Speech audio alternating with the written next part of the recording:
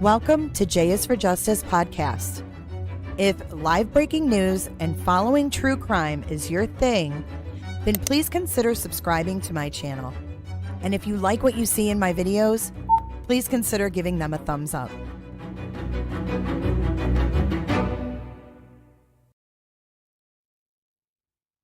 Happy Labor Day, J for Justicers.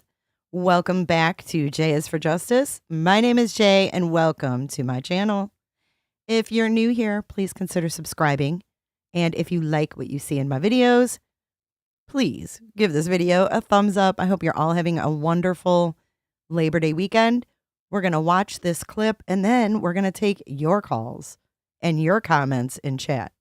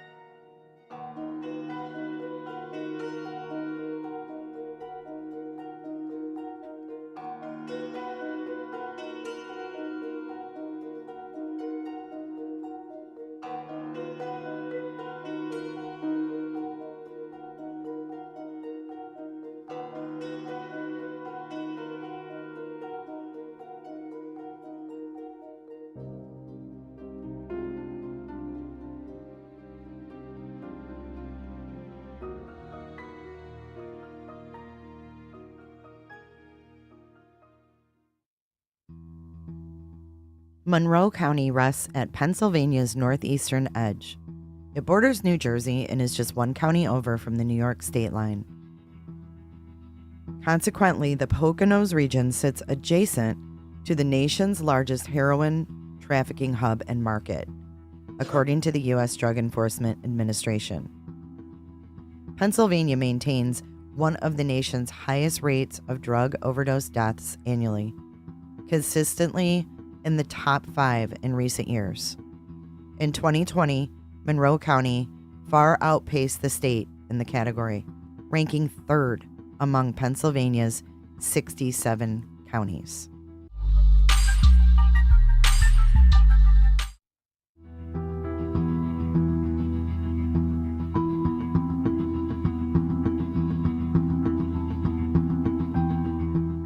Drug abuse is a problem in the area. The region has one of the highest rates of overdose deaths and one of the worst hit states for the U.S. opioid epidemic. Kohberger had his own lengthy battle with drug addiction. Several former friends told the Idaho Statesman. And a couple big losses came along with that addiction. Bryan Kohberger lost 2 friends from his friend group to drugs. From all accounts that we've heard, many people from Kohberger's past remember his considerable weight loss in high school. The dramatic change occurred between his junior and senior years. Kohberger also started kickboxing every day after school and running in the evenings with a neighbor. He also became hyper-focused on what he ate, to the point that he developed an eating disorder that required hospitalization, according to his friend Jack Bayless. His friend Casey Arntz estimated that Kohberger weighed more than 300 pounds, and the amount he lost was as much as half his body mass. And it was so rapid that Kohberger had tummy tuck surgery because he was left with so much excess skin. During this same time period, friends say Kohberger's personality also shifted and he became more aggressive. In high school, Kohberger also started using heroin with classmate Ashley Flugel. Flugel later faced a raft of drug charges in 2017 and 2018, including a felony count of intent to distribute a controlled substance. In May of 2018, before her court appearance, Flugel, 23, died of an accidental drug overdose. However, there is an article in the Pocono Record stating that police were looking for a man who was at her house when she overdosed. And that article read, "State police investigators say they want to question a man who fled from a Monroe County home where a 23-year-old woman died of a drug overdose." On Wednesday morning, Richard T. Shinsky had allegedly been in the home in the 1200 block of Lindsay Lane in Effort, Chestnut Hill Township, where troopers discovered Ashley M. Flugel dead, state police at Fern Ridge said. State police say they were dispatched at 10:32 a.m. Wednesday to the Lindsay Lane home for a report of a woman who was unresponsive from an apparent overdose. When troopers arrived, they found Flugel dead. Suspected packets of heroin, stamped "Party Time" and "Apple," hypodermic needles, and drug paraphernalia, police said. Police say Shinsky had been at the house and fled before troopers arrived. Besides being wanted for questioning in Flugel's death, police said Shinsky is wanted in Lehigh County. Police did not give Shinsky's age or description. And there was no follow-up I could find on this story, except for the fact that Ashley has a brother named Bryan who was jailed also on drug charges and ditched some evidence in his case on that same road where his sister overdosed. And as you can see, his friend Ashley also made quite the transformation in her body. But what else was interesting to note is that his friend Ashley was gay, and she credits her girlfriend in this post for giving her the confidence that she has. When I took a look at Ashley's social media, I noticed that her favorite book is called Burned. I have to wonder if maybe this was the book that Bryan Kohberger could have outlined. Potato! We can only imagine the effect that Ashley's death may have had on Bryan Kohberger's psyche. But this wasn't the only death. Potato! In his friend group. Look at her from drugs. Look at her birthday, September 11th.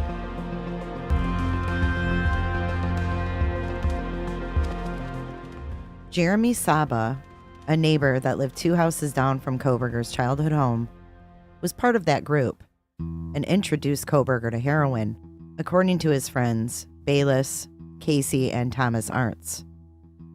Saba and Kohberger could be seen together in a photo that Saba posted on Facebook in August 2016, 4 months after Saba was arrested and charged with a DUI and misdemeanor possession of drug paraphernalia. He later pleaded guilty to both charges according to Pennsylvania court records. And Kohberger's friend Bayless had this to say about Saba. I didn't like him personally because he got my boy into heroin. He also mentioned his falling out with Kohberger for several years over his drug issues. I think drugs goofed him pretty bad. He was having a time. He'd tell me, I'm clean now. I'm totally clean now. That's what they and he'd all have say. bleeding track marks on his arms. Bleeding track marks. Kohberger had no known criminal record before he was charged with 4 counts of murder and 1 count of felony burglary in the November 13th Moscow homicides.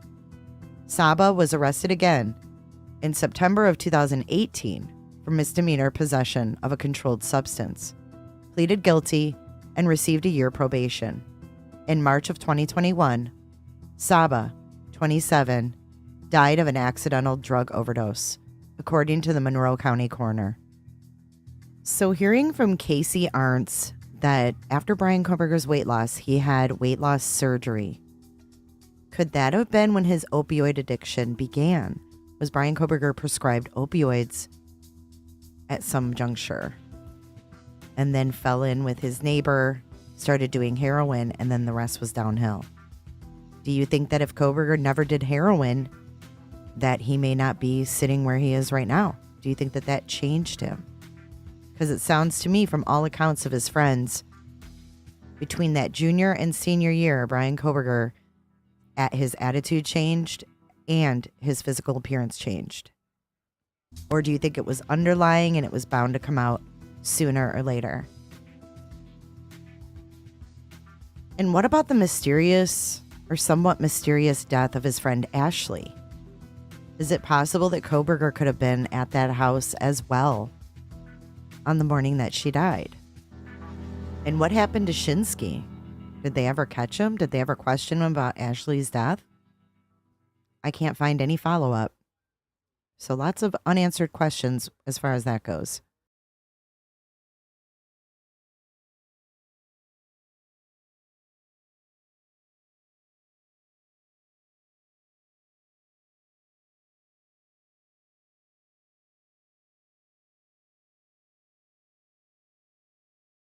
I was muted, but I was checking. So, hey, welcome to J is for Justice. Let's talk about this. Let's unpack this. So we're hearing from Jack Bayless, which is Bryan Kohberger's friend, that he had a tummy tuck surgery due to the weight loss.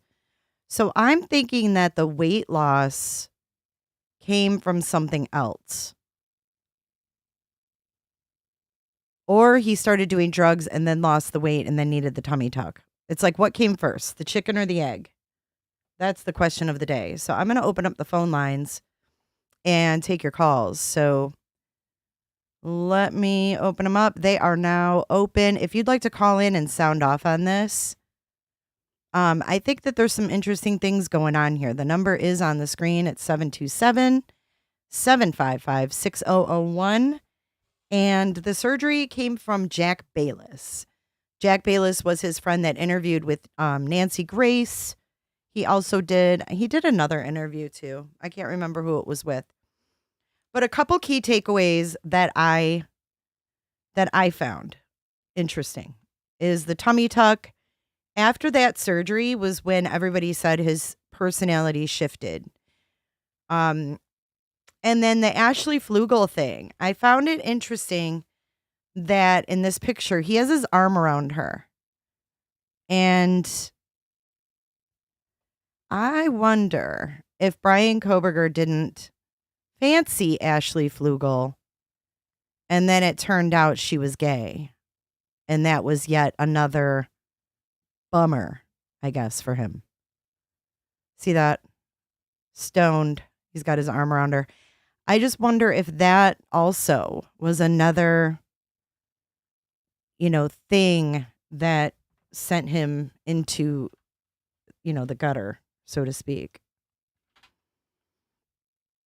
Spooky thinks that he was a weirdo before the addiction. He said in his writings that he always knew something was off even when he was a child. Right? Yeah, you're right. I mean, we can't deny that. None of your business thinks that the weight loss from Adderall and then change from opioids to uppers. That's really interesting because it could have been that he was on Adderall to help him with school. Because you got to think back to when this happened, okay? This happened, and don't laugh at my bun. I'm getting a headache from my hair, but anyways, this happened during the time when they were handing out opioids like candy. Okay. You got to figure the beginning of the 2000s was a huge time when they were prescribing them and everybody thought they were great. Now watch this. I'm going to show you guys this commercial.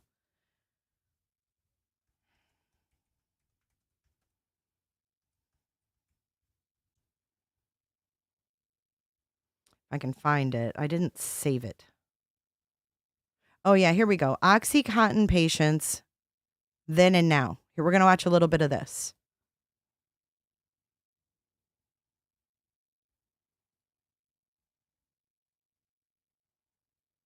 So it says in 1998, Purdue Pharma distributed a promotional video to 15,000 doctors telling them how OxyContin improved 7 patients' lives.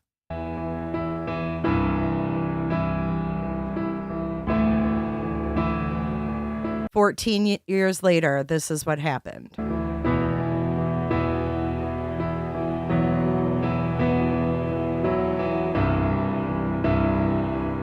I got my life back now. Now I can enjoy every day that I live. I can really enjoy myself. And before, even a good day was hell. I mean, I couldn't enjoy nothing. But now I can enjoy myself. That's when I say it's wonderful.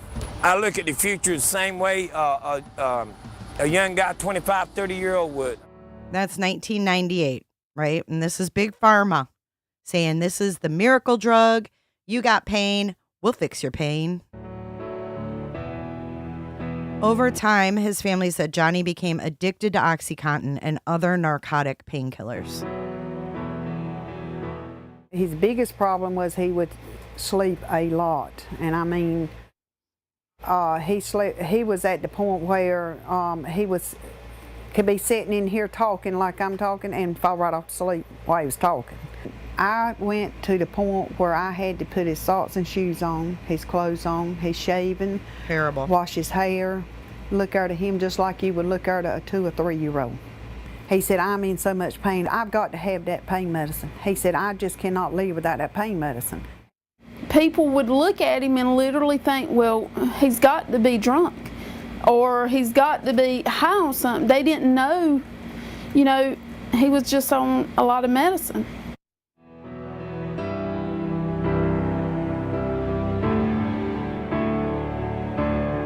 So he flipped his car, he fell asleep while he was driving, and he was killed instantly.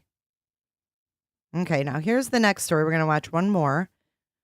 This is Lauren. She started taking OxyContin for severe back pain. What it was.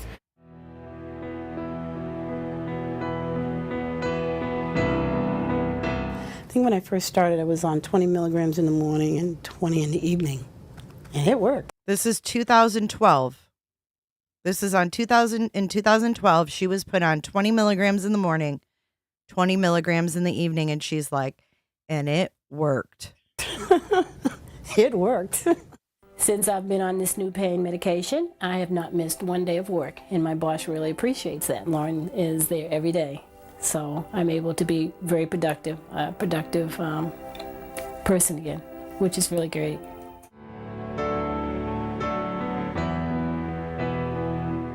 Eventually, it stopped working, and it got increased. I think it was 40 in the morning and 40 in the evening. This is what happens. And then eventually that got increased. This went on for years. I lost my job and I lost my insurance. So it got to the point where I couldn't afford it, and I didn't buy it one time, and that was the beginning of the end for me.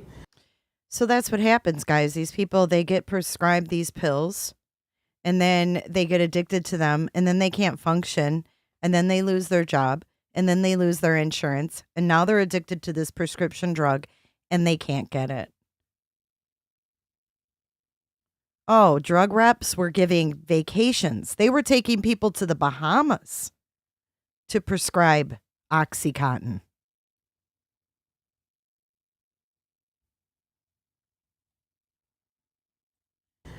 Because I could no longer afford it, but the time that I went without it was probably the most unbelievable, excruciating, horrible time of my life. Yeah. See, Dana, I disagree. It's not a fallacy when it's going on for years and years and years and years.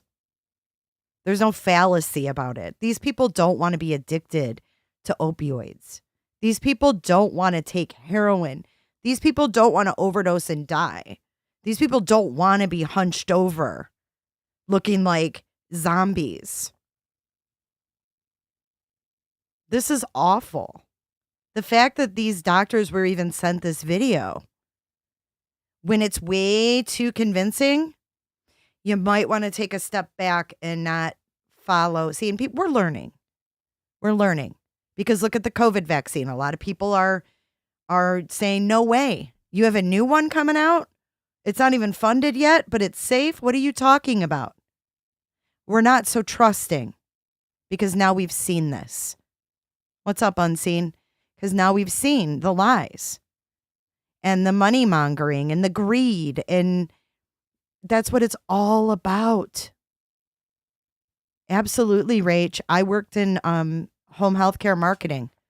Huge in Miami. They were taking them to the Bahamas, to casinos, getting those drug reps were able to buy season tickets to like football and all like NFL shit. It's scary.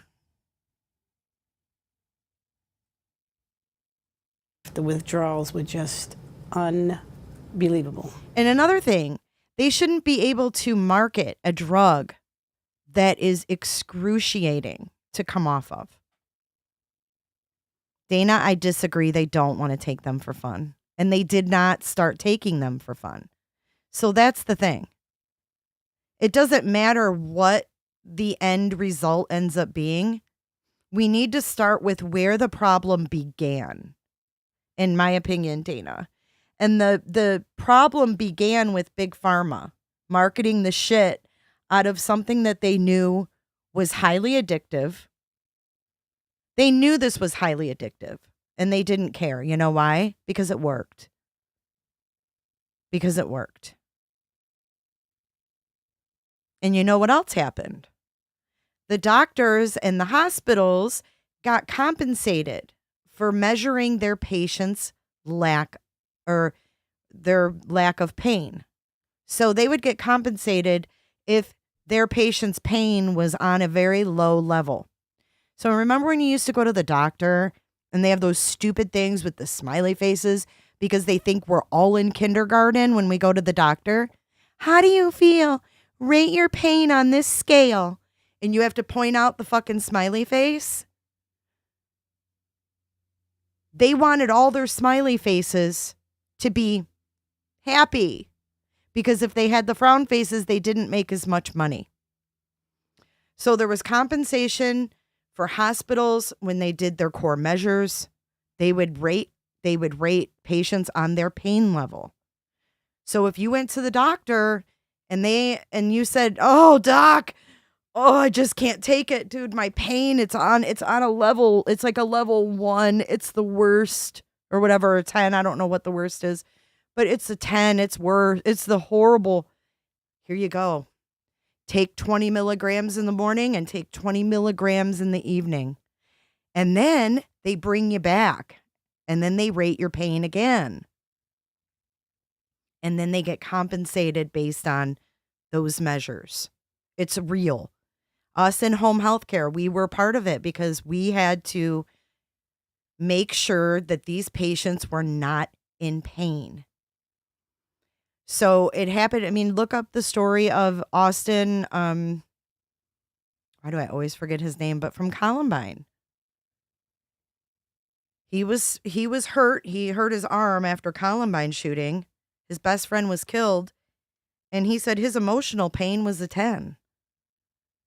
And his physical pain was like a 4. but they just kept giving him opioids. And he said eventually it did numb that. It numbed that emotional pain.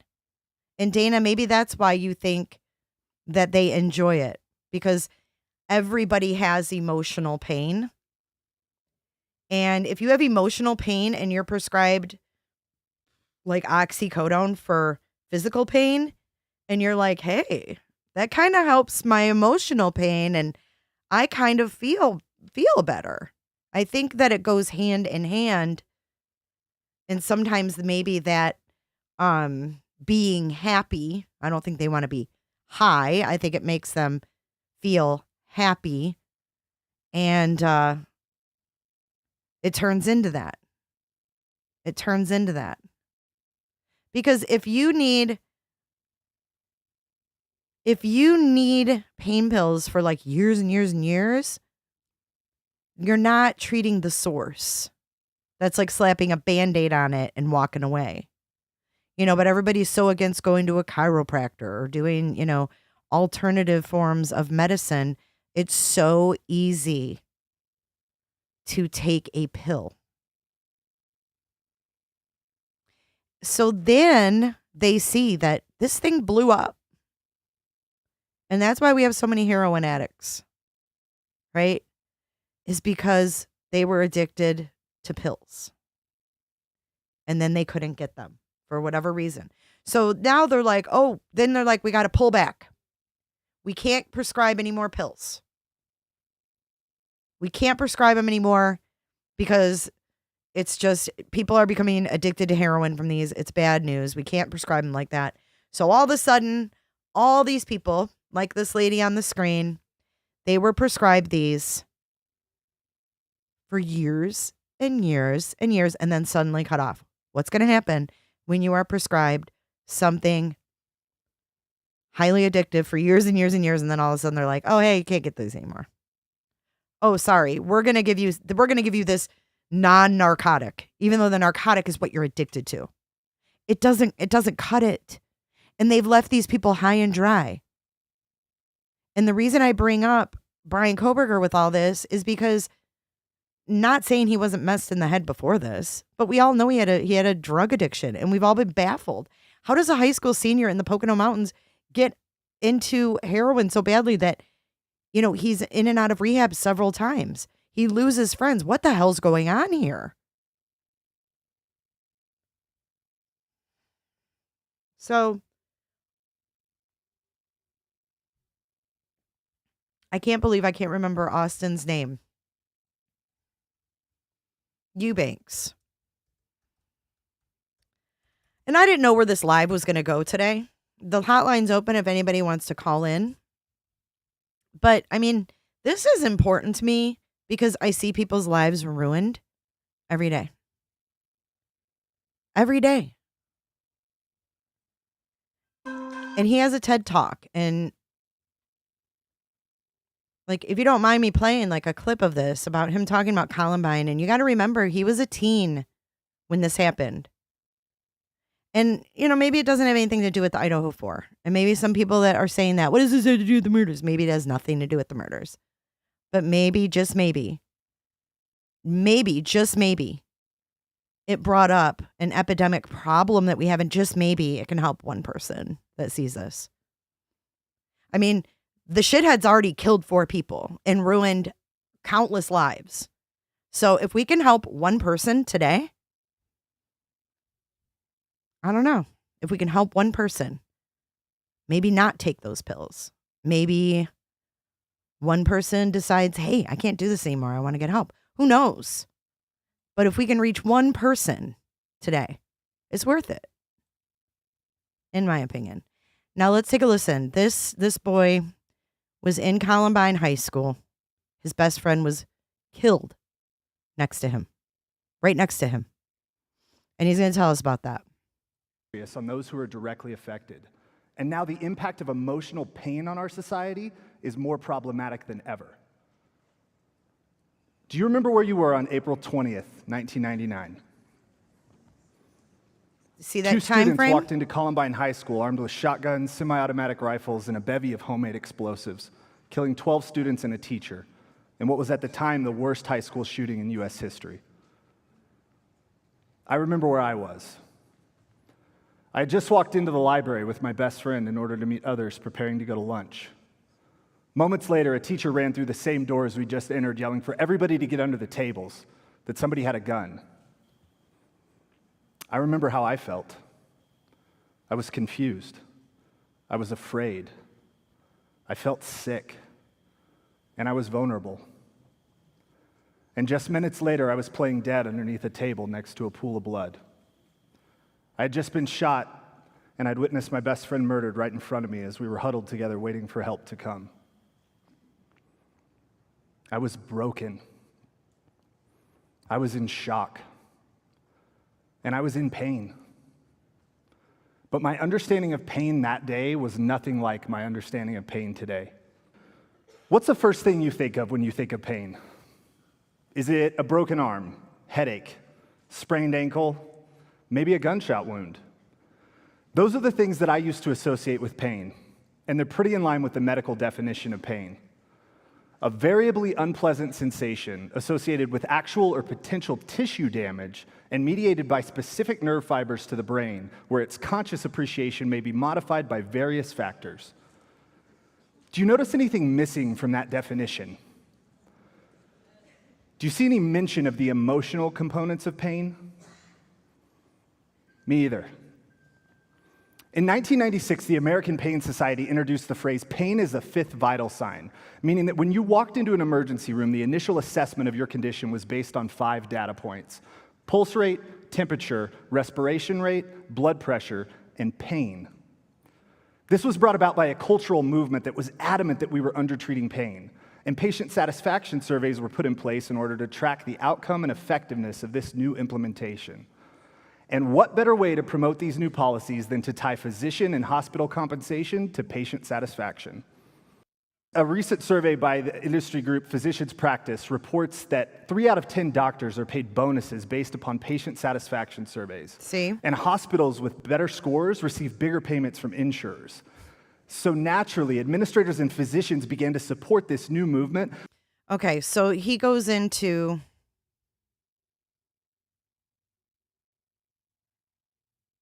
Hold on.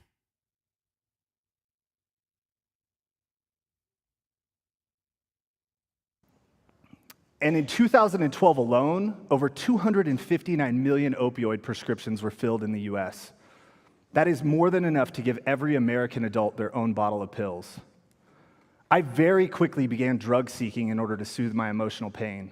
And it was only a matter of months before the prescriptions had turned to alcohol, marijuana, and illicit narcotics.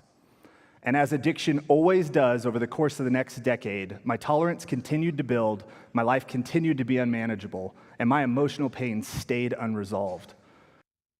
It was like I had pressed a pause button on my emotional growth. I was managing my pain in the only way I knew how. And I wasn't alone. I believe that emotional pain is what's driving the addiction epidemic. Think of someone you know who struggles with addiction. I'm betting you can point to an element of unaddressed or unresolved emotional pain in that person. So true. Now think of a time you were in intense emotional pain and how desperate you were to stop it. What if you had been offered an immediate route to feeling better? Imagine for a moment breaking your leg in an avalanche. Now that injury alone can be a fairly traumatic experience, but it's manageable. With short-term pain management, most would make a full recovery. But now imagine sustaining that exact same injury, only this time your close friend was skiing next to you and they didn't make it out of the avalanche alive. It seems so crystal clear to me that there would be 2 very different pain management strategies for what would appear to be an identical physiological injury. Only there's not. Emotional pain is toxic, it's pervasive, and society has programmed us to avoid it. We medicate with alcohol and drugs, sex and pornography, So true. even television and technology. And oftentimes, we're doing this without even knowing it. Our society is literally being defined by this pain. And now more and more people are dying every month because they're looking for solace in the only way they know how. It's the way they were programmed. Everyone has pain. It's unavoidable. And I have a simple summary for how we got here. We built a society that is filled with emotional pain and trauma. We combine that with a healthcare system that's intended primarily to treat physiological symptoms, and then we put big pharma in the driver's seat. Bingo. Aimed directly at profits with regulations that are easy to manipulate. And now we're in the midst of what the former Surgeon General called the worst public health crisis the nation has ever seen 2 years ago. It has since worsened, and what was then the addiction epidemic is now commonly referred to as the addiction pandemic.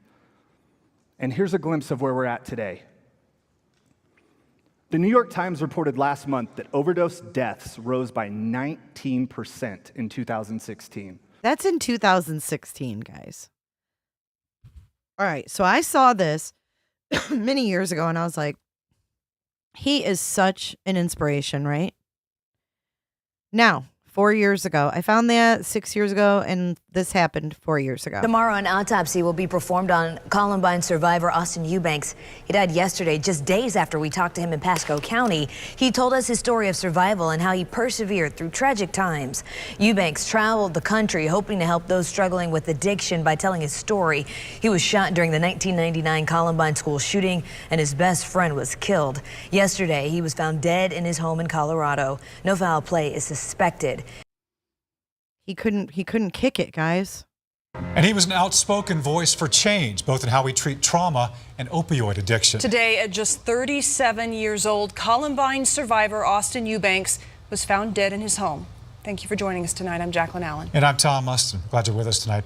Denver 7's Lance Hernandez joins us now. Lance, Austin talked openly about his battle with addiction to try and help others. He was a big advocate for bringing addiction out of the shadows, telling people hurting emotionally to take a step forward to address the pain by calling a friend, talking to a therapist, or even speaking truth to a stranger. I lost my best friend right in front of me. Austin Eubanks was in the Columbine High School library when a teacher came running through telling everyone to get down on the floor. And just minutes later, I was playing dead underneath a table next to a pool of blood. I had just been shot, and I'd witnessed my best friend murdered right in front of me as we were huddled together waiting for help to come. He says doctors gave him multiple prescriptions for pain long after the physical pain was gone. Every time I took these medications, it made me feel better.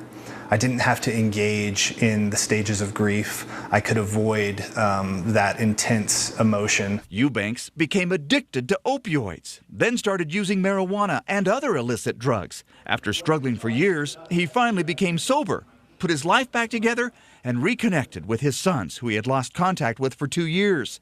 He started traveling the country talking to others about addiction. He was in Florida 4 days ago. And I'm still a person that is healing from trauma, but I do make myself available if anybody reaches out. Today, we learned about Eubanks' sudden death. His family sending a statement saying, unfortunately, Austin lost his battle with the very disease he fought so hard to help others face. Helping to build a community of support is what meant the most to Austin, and we plan to continue his work. Sad. And I'm not making excuses for anyone. I really resent people saying that, but he was clean. He died. It shows that this can't just be kicked like some people think. If it could just be kicked, we wouldn't have an epidemic because it's not fun. Hey, One-Eyed Flo just gifted, and Dana Nelson. Welcome, Dana. Dana coming in with her different opinions, and we love it. We love it. She says, I'm one of her top 3. I love it. Who are your other 2 faves?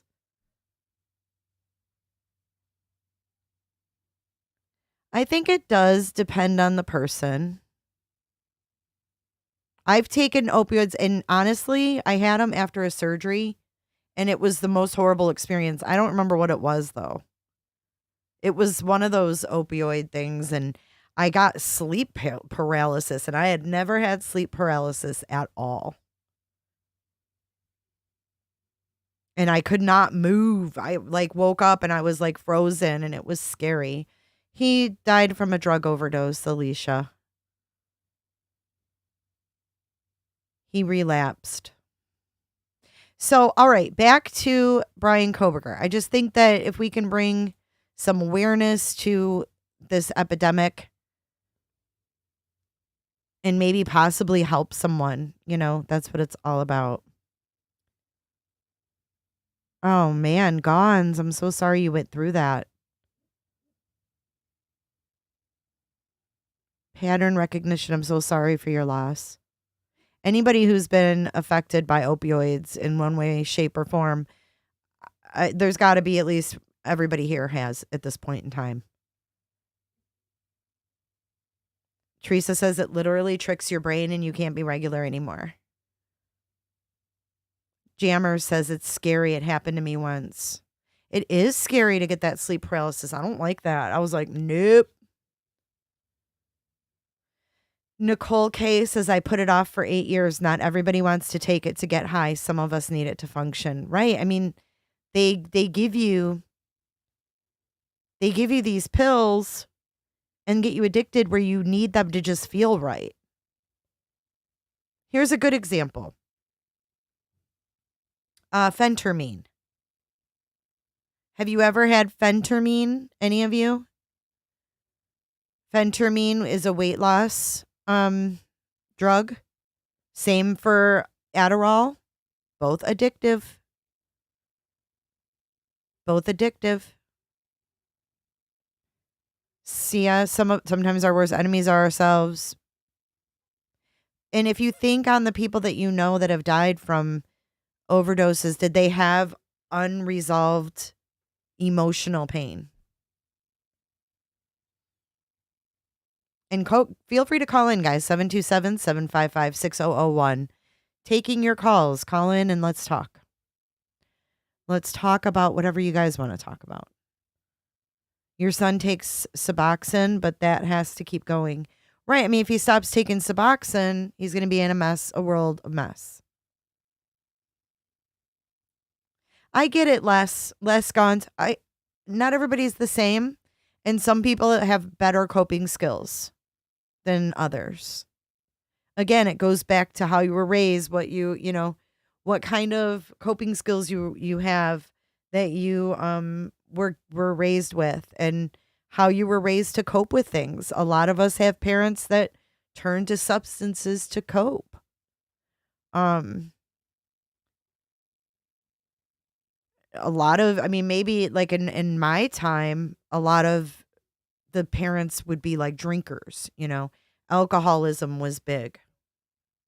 It still is, but it wasn't really a pill addiction when we were growing up, or I was growing up. It was more like alcoholism.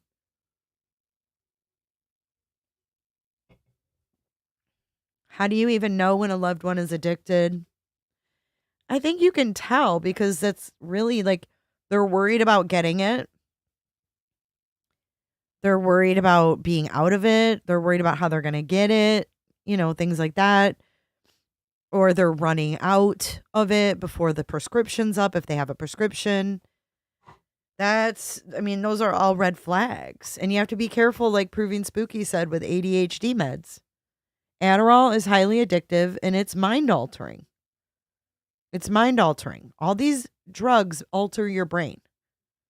And when we're giving it to kids whose brains aren't even developed all the way, look at what we're seeing. We're seeing 20-somethings, early 30-somethings addicted to drugs, addicted to illegal drugs. Oh, I know. This Teresa or Diana, he's stoned, I think, but he's got his hand on Ashley's shoulder. But Ashley liked girls. So it was another thing that Bryan couldn't have. And this was rumored to be his girlfriend, but she was clearly a lesbian. Right, Dana. Like family dynamics, like your childhood, how your upbringing was, has a lot to do with it. But you know what? That phentermine, same thing. I took it to lose weight. And they say like taper off of it. And I did. I like cut it in half when I was done. And I still just wanted to do nothing but sleep. It was crazy.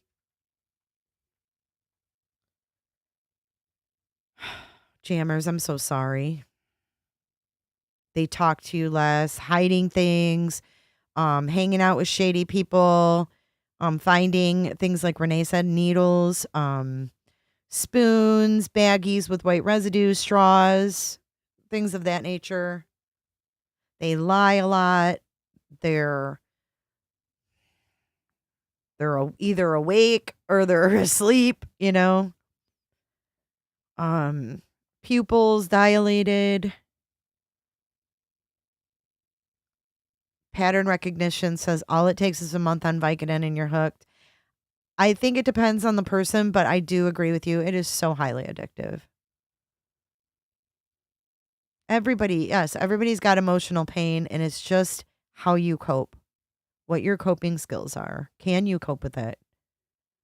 What do you use to cope? What have you watched people, in your life use to cope with their problems? Did they deal with their problems? Because a lot of us weren't raised, especially men, to talk about our problems. I mean, I'm going to be 50 in a couple months, and I know that guys my age were not raised to like be all emotional and up in your feels and talk about your misfortunes and your problems and what's going on in your mind. You just weren't, like, especially my parents' generation. I remember when, like, my kids would talk to my dad about they have anxiety, and he'd be like, anxiety? What do you mean you have anxiety and you can't go to work? Like, you just go. You know what I mean? Like, they didn't talk about that stuff. No, it wasn't Phentermine.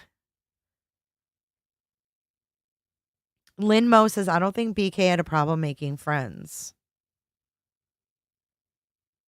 I don't know, man. It sounds like he had two different personalities, to be honest. And if you were making friends with people who were on heroin pretty bad, you're not really gonna, like, it's not gonna be hard to kind of make friends with them. But interesting to find out that he befriended a neighbor 2 doors down, and that's how he started doing heroin, was with this Saba guy. And then Saba dies, and then Ashley Flugel dies, and then Saba dies. And Ashley has an Instagram, and she makes a deal on there about the book Burned. And I was trying to find page 118 to see if there's something in there, because I wonder if this girl was someone that he liked a lot. Because it sounds like they were pretty good friends, and I think maybe he could have wanted more. I don't know.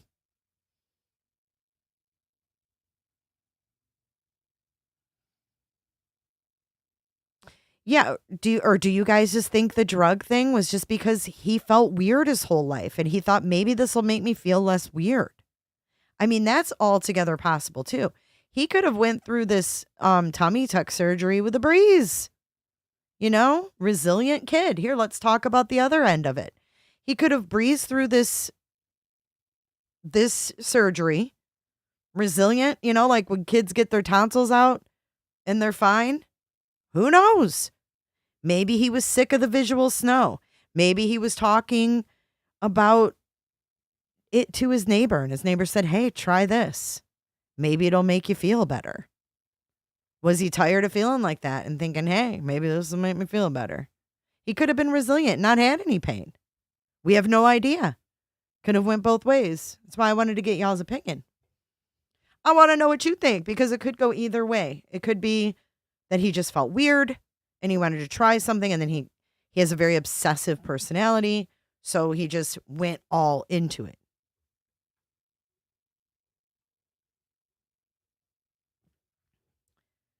But just because he was a heroin junkie, he can still be intelligent. I think he's a very complicated, dark, twisted person. That's what I think. I think there was a lot going on. I think his parents probably felt guilt because he was, one of the fat kids, had a hard time. He was bullied for his weight. He did it for a woman.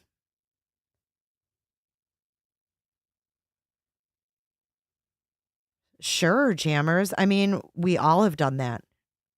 If you have a bad day and you go get drunk, you're using drugs to fix stuff in your head. We've all done it. Like, oh my God, I've had like a shitty day. I'm going to go drink some wine. I don't do that, but a lot of people do. He could have done it to fit in. That's what I thought maybe Gons was, the tummy tuck, then the pain pills, then the heroin. But then you got to remember, he said he felt weird since he was 5. Oh, it's okay, Kendi. Kendi, you have to work on Labor Day. Boo. Boo.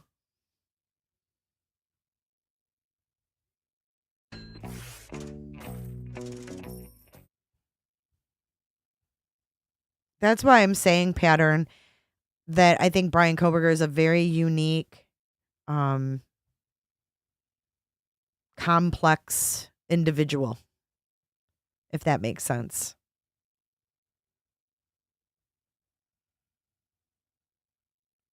Addicts are always intelligent. Every rich person or successful person is an addict, in a way.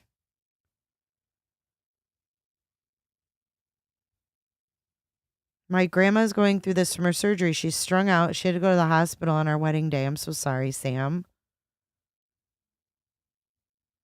Get her off those. Try to get her to wean off those things. In my early 20s, I would take nighttime Tylenol to sleep all day for depression. That is awful. I know. It's okay, Okie. It's okay. Holiday pay, hey. So I've got my neighbors across the street. It's okay. You guys don't have to call in. I've got my neighbors across the street. So listen to this. They said I backed into their car. Well, they park behind my driveway in the road. And they said I backed into their car. So they called the police and they're like, she backed into my car. I'm like, I didn't know I backed into your car. Why are you parked there? Anyway, long story short, they're having people over today. And they are parked blocking the driveway again. So I'm quietly listening out there because they were making a stink about having to move their truck earlier. People, I'm telling you, it's like, why? I'm speechless that they now even sell mushrooms. Well, because it's all about money, money, money.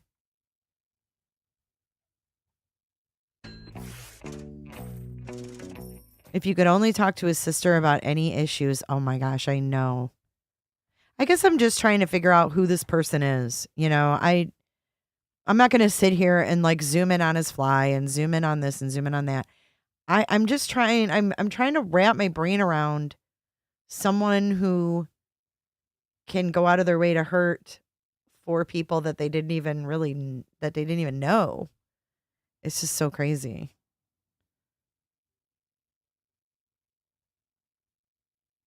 I think that a lot more will come out.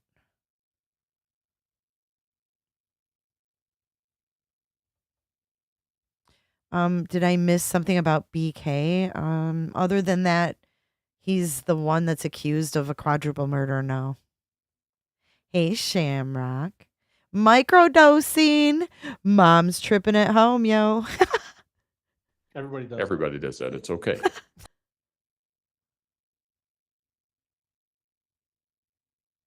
Some people don't dig the weed either. But it does work for a lot of people. Flo, it says that she stands by that. She has got all these ailments and she sticks with the cannabis treatment. Am I in LA? No, I'm in Florida. Jammers thinks the noise got too loud for BK in his head. That snow. Blinda Binda. Just an Okie. I was exposed to illegal drugs when I was young. I didn't take and didn't want to. Grew up and studied medicine and never took more than an aspirin until I was 40. See, and that's why I think it's so shitty that people go on and on about the Idaho 4. Considering that 2 of the students' parents had horrific drug problems, If you think that those kids would have any drugs around them, I think you're surely mistaken. And I think it's shitty to err on the side that you think they would. Because for all intents and purposes, they were getting their educations. They had career plans. They were moving on with their career plans. They had functional lives. There's no proof that there was any drug things going on there. And I think it's really shitty because I have a family member that their friend did drugs in front of me when I was a teenager, and it affected me. It traumatized me and it scared me. And if you think that it wasn't traumatizing for Jazzy and Xana to be taken away from their parents due to drugs, and you really think that they were going to fuck with that stuff and get an education and have their shit together, you got to be stupid to think that. I mean, for real. Think about what a slap in the face that is to Xana and Jazzy. I mean, it's traumatizing to be taken away from your parents. And to be taken away from your parents when they're addicted to drugs. And then people are going to sit here day after day knowing nothing about these girls. And sit there and act like they're some kind of druggies flushing $500,000 of pills down the toilet. Get the fuck on out of here. It is so disrespectful. It's sick. It's sick. Then look at Madison Mogen. Look at her dad. He still looks like he's struggling, and her stepmother. You really think that they're going to be playing with that stuff? Hear that airplane? Coming in hot. I mean, come on. And Renaud, that's really irresponsible to say that shit.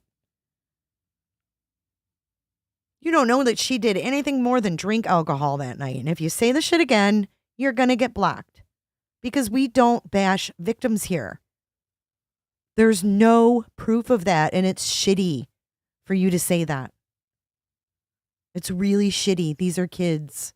How old are you?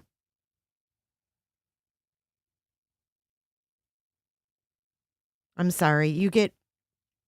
That's what somebody just said, that somebody flushed down $275,000 of pills. That's what they were doing for 8 hours. Jeez, oh Pites. Teresa said, I watched an older episode of Surviving the Survivor before they arrested Kohberger, and they described the possible perpetrator, and it was BK to a T. I believe it. Nope. I disagree, Doc. You may have a disadvantage, but those kids were removed from the home. They weren't raised that way. But they certainly, Doc, suffered the trauma of being removed from their parents due to drugs. But they weren't raised around drugs. They were raised by family who wasn't on drugs. So no, they would have a better chance of not doing them.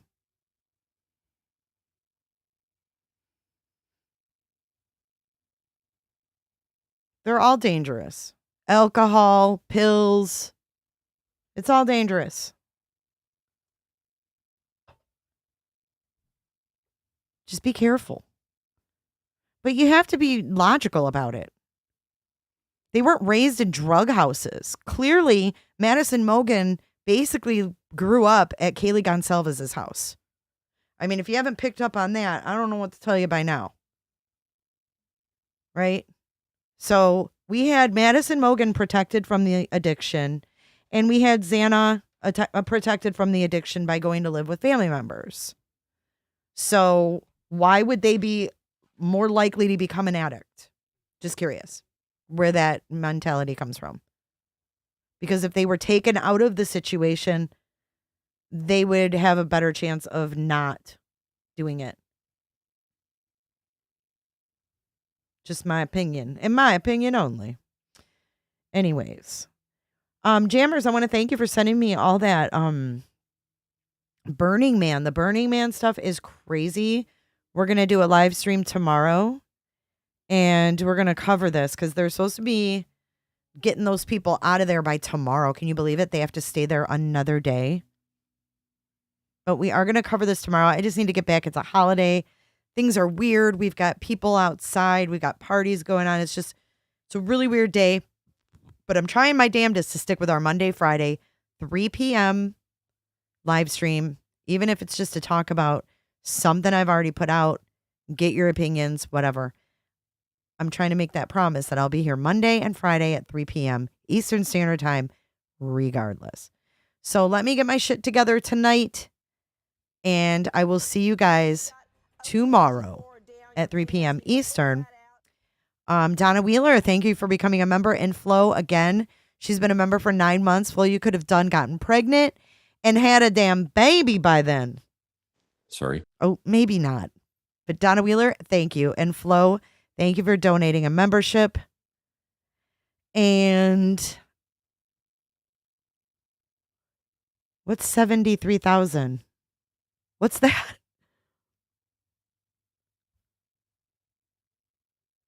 Oh, the people. There's 73,000 people there in the desert mud. It's like muck. They're sliding. It's crazy. We're going to cover it tomorrow. I have to make sure. Oh, because I have to tell you something. One more thing.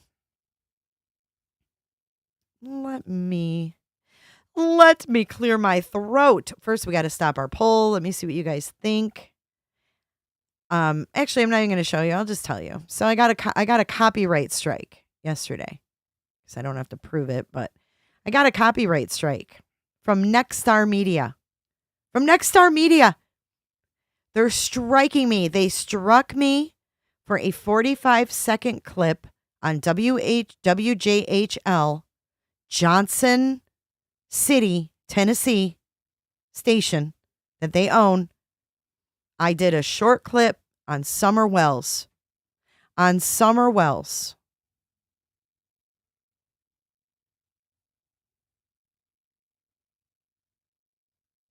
And I got a copyright strike. I got one strike on my channel now.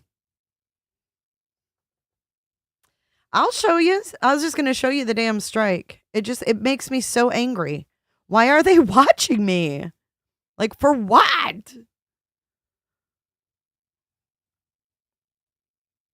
So I've got to be very careful about the stations I share, apparently, because they own a lot of these small affiliate channels in rando cities. I guess like WJHL. Here, I'll show you. It's right here. Let me make it bigger. See this? WHJHL TV news report on missing child.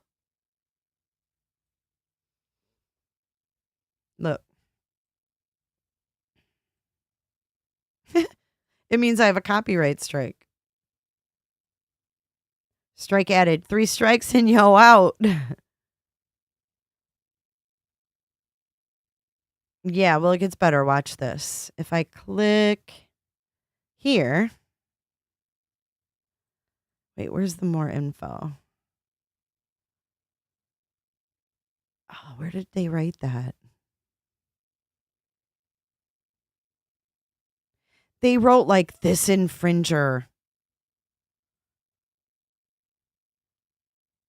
This infringer used our stuff or something. I can't remember what they said, but they put a little note somewhere, and I was just like, they took my video down. It was a video about Summer Wells, and the content was from 39 seconds to 1 minute and 28 seconds.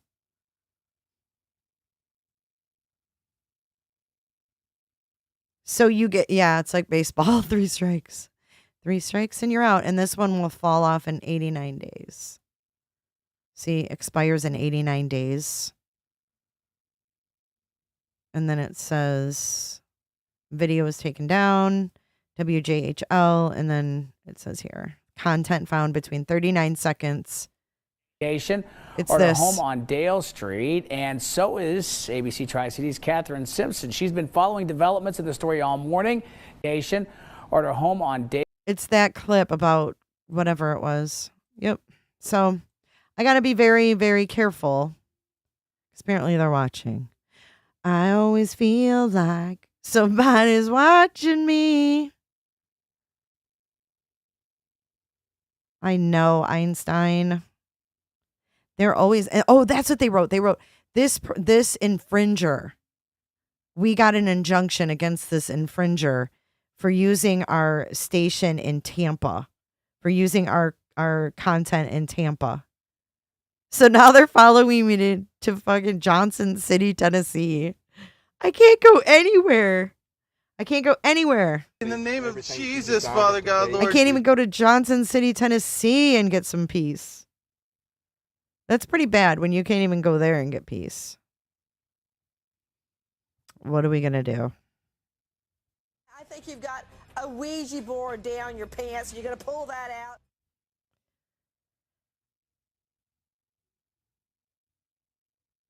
No, they don't want money. They just don't want me to use any of their clips. They picked me out of the bunch, Rach. They took me to jail. No, jail. They took me to fucking court. And now they're watching me. I always feel like Nexstar is watching me. Say hello. Say hello to Ari. It's ridiculous. No, I think somebody actually brought it to their attention, Teresa, during the laundry case is what happened.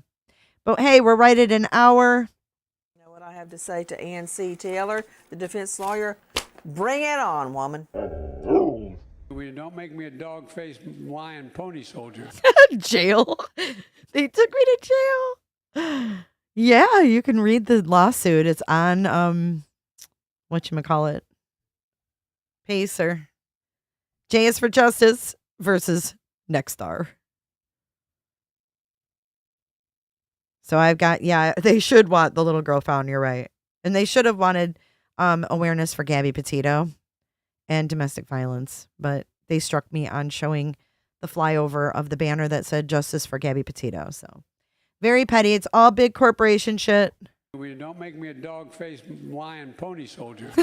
Fight me. I'll see you guys tomorrow, guys. Have a wonderful rest of your holiday weekend. And let me know what you think in the comment section. And next time, you guys, we'll go over the Burning Man. The Burning Man math. Amaka. You got my commissary? All right. My commissary is taken care of. All right, guys. See you guys tomorrow.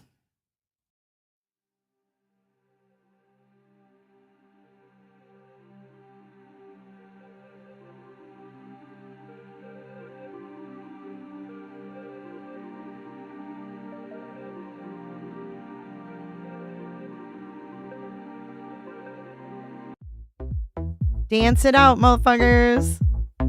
I don't give a damn. I don't really care. Bye, moderators. Thank you. I don't give a damn. You talk way too much. I have heard enough about you and your problems. I don't give a damn. I don't give a damn. I don't give a damn. I don't give a damn. I don't give a damn. You wanna be with me. You wanna feel something real, but I'm feeling differently. You're making plans to get to France, but don't wanna face the fact that I ain't got time for that. Staying up late, sleeping all day, dreaming about Cadillacs. So is that a joint? Or is it a cigar? JD, it's, you have to stand down. These nuts. You guys want one Jennifer or two Jennifers? Thanks so much, Jennifer.